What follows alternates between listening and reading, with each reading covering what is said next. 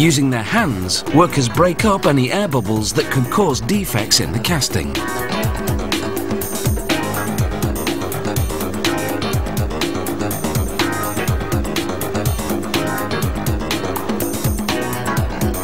It's then left to air dry in a warm room overnight. Once it's ready, it can be extracted, a delicate operation that takes 15 minutes. This production mould has to cure for 48 hours before going into service, when it'll be good for 200 castings. It'll be identified by the model number on its side. The earthenware mix is made of talc, a mineral called nepheline cyanide, a dark beige clay known as ball clay, a mineral called silica, and a white clay known as kaolin, all mixed with 40% water. The mix is poured into the production mould with careful, even pressure, again to avoid creating air bubbles. The plaster mould slowly absorbs the water, leaving behind a moist earthenware lining half a centimetre thick.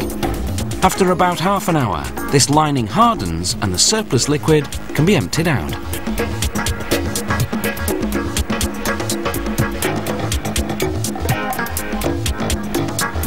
The excess earthenware is cut off at the top.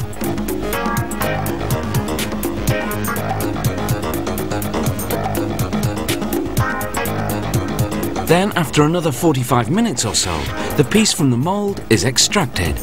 Workers have to handle the earthenware gingerly, with even pressure. If one finger exerts too much force, it'll show up as a dent, but only after the piece is fired.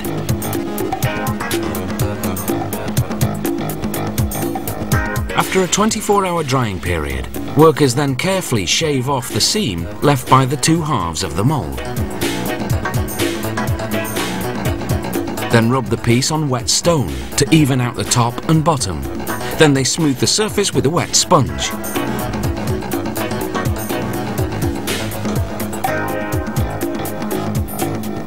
Unlike stoneware, which comes out glossy after firing, earthenware remains dull. So to make it shiny and colourful, specialised glazes and enamel paints are applied.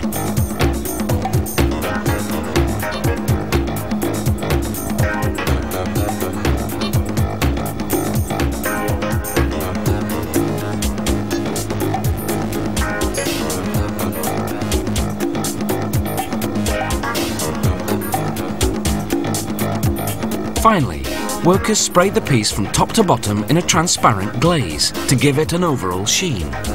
Then it's off to a room-sized kiln for an 8-hour firing, during which time the temperature climbs to more than 1,000 degrees Celsius. This is followed by a 2-hour cool down. The intense heat activates the pigments in the paints and makes the colours come alive, turning what was once a lump of clay into a work of art, or just a cup and saucer, depending on your taste. Coming up on How It's Made. Caravans. They may be the butt of many a joke, but who among us hasn't dreamed of a luxury home on wheels? And erasers. For 300 years they've been obliterating our mistakes, but are they still relevant in the computer age? See you after the break.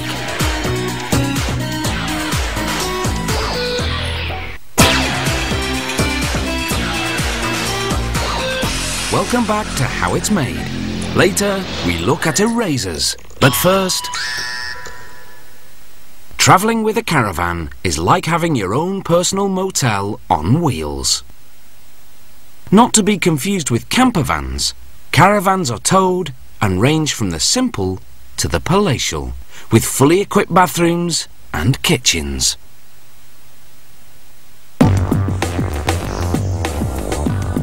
To make a caravan, workers first cut steel bars to build a frame. The saw has to be drenched in coolant or it'll overheat due to the intense friction. Holes are drilled for the bolts and screws used later to attach components. The frame is then welded together.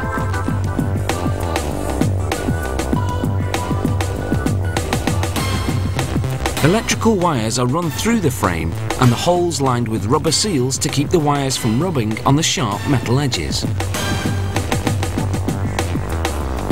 Next, workers install metal brackets to hold the water and septic tanks in place underneath the caravan.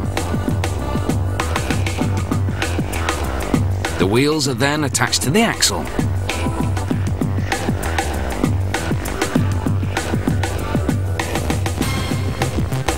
Now they install the gas lines. The stove, the fridge and the heating system all run on propane. Next come the water and septic tanks, made of polyethylene and heavy-duty plastic. Workers cut a hole in each tank and screw on a fitting.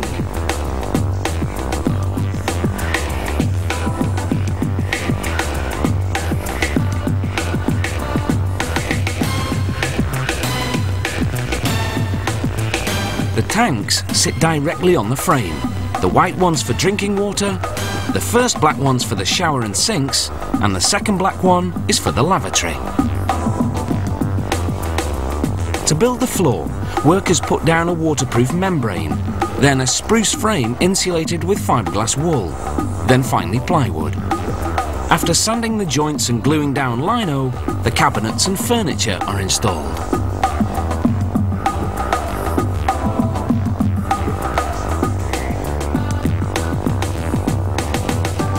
The plumbing fixtures come next.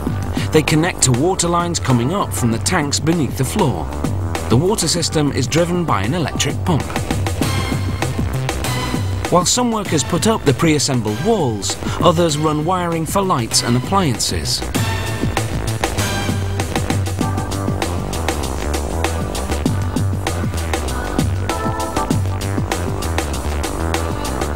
The inside wall surface is vinyl panelling. Dry wall would be far too heavy for a caravan. The panelling is mounted on a pine structure insulated with fiberglass wool.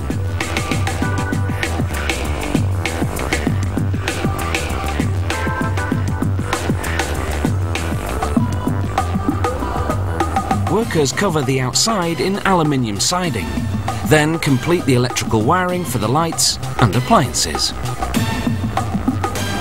For the roof, another pine structure with fiberglass wool insulation covered with a